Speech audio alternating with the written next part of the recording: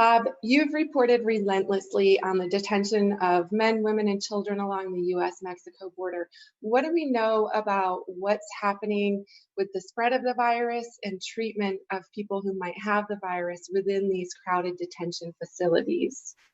Well, certainly the biggest explosion in this region is at the Otero County Processing Center down in Chaparral.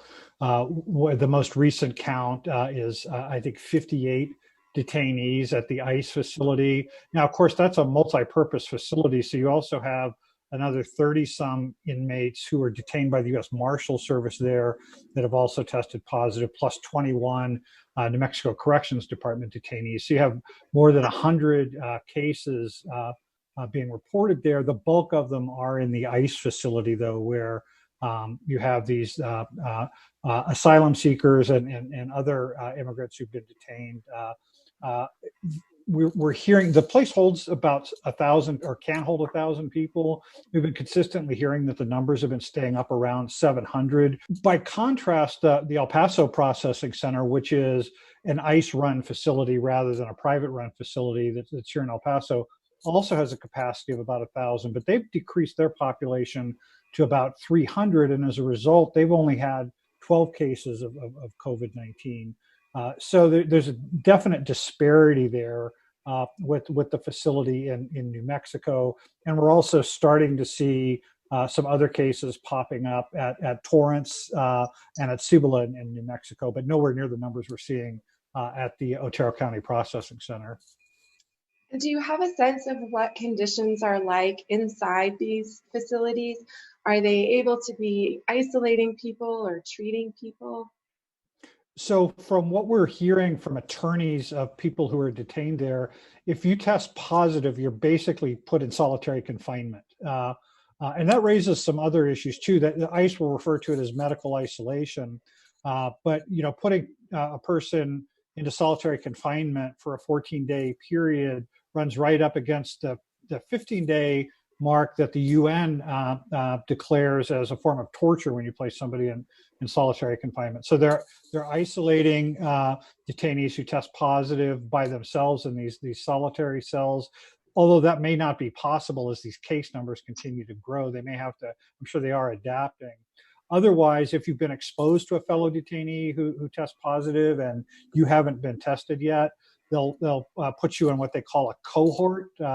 And so they put this is basically a dormitory style setting where you have a series of bunk beds that are still fairly closely packed together, and that's one of the reasons you've seen the widespread eruption of these outbreaks, not just in the El Paso, New Mexico area, but all across the country. These are very difficult places to establish social distancing in. Just something as simple as making a phone call to your lawyer. You're using a phone that somebody else had used minutes earlier, and until recently, they hadn't been doing a very good job of sterilizing those phones and things like that. So these are conditions like any other detention facility that are just ripe for the spread of any infectious disease. Right. Lauren, you've been asking a really important question. Customs and Border Patrol agents interact with hundreds of people on a daily basis and are not required to be wearing PPE. What have you learned in the last week or so about that? Well, I initially approached that story wondering if the federal agencies at the border had the right access to personal protective equipment, and it turns out they do. Their union representative says they do. They have access to everything, even some of the equipment that that nurses have been clamoring for. But without a doubt, they're not using it regularly. I've been crossing the border for stories on a fairly regular basis over the past 3 or 4 weeks.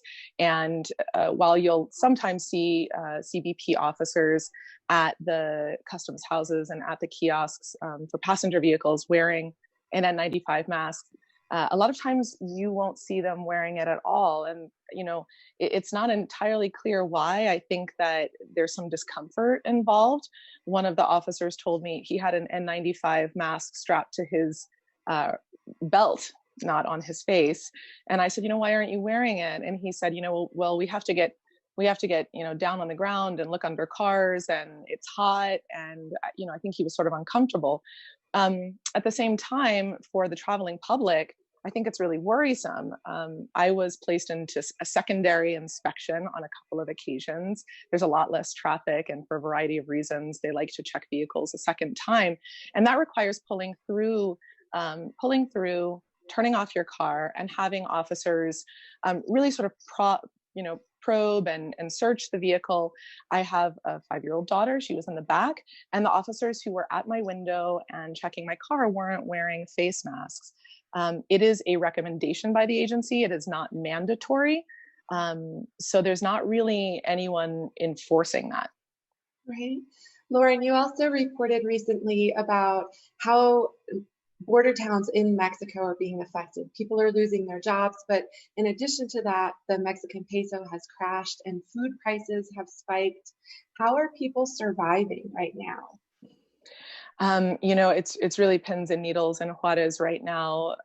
The city's 300,000 maquila workers, or the workers who work in the assembly plants that in our region largely feed the automotive industry in the US, are really caught between a rock and a hard place. Many want to go back to work. Many who were sent home do want to go back to work because they're only being paid a fraction of their salary. In some cases, just 40%. That might amount to $30 or $40 per week, which in a border city is absolutely not enough to live on, especially with a family. At the same time, the maquilas have been centers of these outbreaks. Lear Corp, which makes automotive parts for US auto manufacturers, has been probably the most transparent of the big corporations that have assembly plants in Juarez. And they haven't given an exact number of maquila workers who have died. The city has said it's 17, but that update came from several weeks ago. But they did see a big outbreak at one of their plants, and several workers have died. So the corporations are trying to get sanitary measures in place, new protocol, perhaps new design for the way production is laid out. And many are starting to go back to work this week, next week, and then starting June 1st. But it's a huge risk. Some of these plants have thousands of workers in a single facility. So, Bob, Texas is moving ahead far more aggressively than our state is in terms of reopening. How do you see that potentially affecting New Mexico? First of all, it's important to note that El Paso was given an exception this week, as was Amarillo, which is another area where a lot of New Mexicans might go through, because the governor did exempt some areas that are still seeing ongoing problems. So we'll see next week. But as of this Friday, Las Cruces and El Paso will generally be pretty similar as far as openness goes. That could change again next week as El Paso expands more.